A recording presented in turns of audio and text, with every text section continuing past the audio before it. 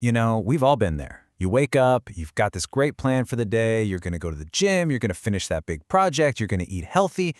But then, fast forward to 4 p.m., and you're on the couch with a bag of chips, and all those good intentions are just gone. It feels like you failed, right? Like you just don't have enough willpower. But what if it's not a character flaw at all? What if the way we think about willpower is just completely wrong? Let's get into it. It is one of the most frustrating things, isn't it? The one thing you need to say no to that cookie or to push through that last hour of work, it just seems to disappear when the pressure's on. Well, it turns out there's a really fascinating scientific reason for this. And honestly, understanding it can change everything. So, the key to this whole puzzle is this idea in psychology called ego depletion. It's a game-changing concept that suggests our self-control isn't some infinite well we can draw from. Nope, it's actually more like a battery. And the proof for this comes from a really clever and maybe a little mean experiment. That's right. The secret to understanding our own self-discipline starts in a psychology lab that smelled absolutely amazing, like torture if you were in the wrong group. So picture this. A team of researchers, led by a guy named Roy Baumeister, brings in a bunch of college students, and they made sure they were hungry, telling them to skip a meal beforehand. These students walk into a room, and right there on the table is a bowl of radishes, next to a plate of warm, gooey, fresh from the oven chocolate chip cookies. The air is just thick with temptation. Okay, and here's where it gets good. The first group, the unlucky ones, were told, you can eat the radishes, but you absolutely cannot touch the cookies. The second group, they got the green light to eat the cookies. Heaven, right? And the third group, the control, they just sat there, no food at all. Now, the most important people here are in that radish group. They had to actively fight that urge to grab a cookie. They were using some serious self-control. So after all that, the researcher comes back in and gives everyone what seems like a totally separate task, a puzzle. But here's the kicker. The puzzle couldn't be solved. It was impossible. See, the researchers didn't care about how smart the students were. They wanted to measure their grit. How long would they stick with it before they finally just gave up?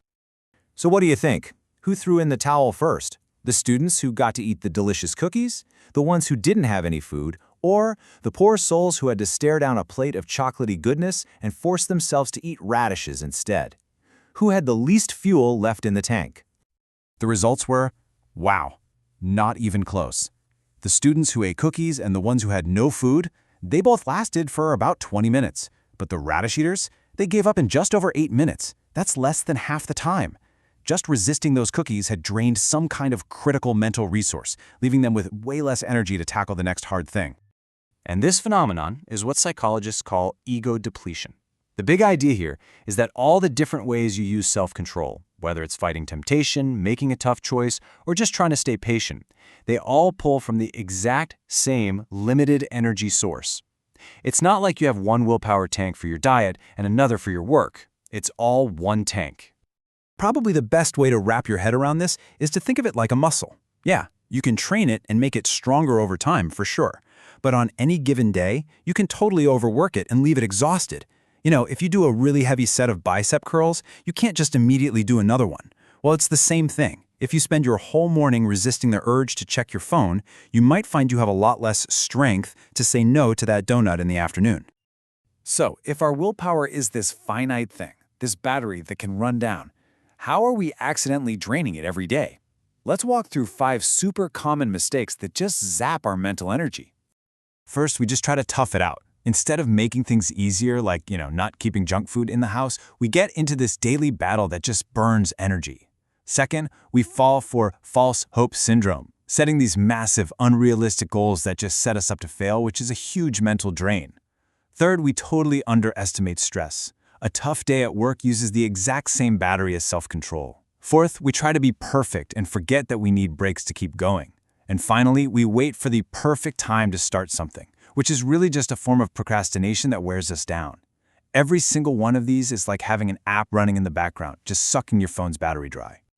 Okay, so we know our willpower runs out, and we know how we're wasting it. So what do we do about it? Well, for that, we can actually look back in time to an ancient philosophy that was all about self-control, toughness, and managing your mental energy: Stoicism. So, this is a powerful one. The Roman Emperor Marcus Aurelius is basically telling us that it's not the event that drains us, it's our reaction to it. Getting furious in traffic, stressing out about a rude comment, worrying about things we can't change, these are all choices. And they are choices that needlessly drain our limited supply of mental energy. And this leads us to the #1 Stoic strategy for protecting that energy, the dichotomy of control. It's super simple. You just divide everything that happens into 2 buckets: stuff I can't control and stuff I can't. Your own actions, your attitude, your choices, those go in the first bucket.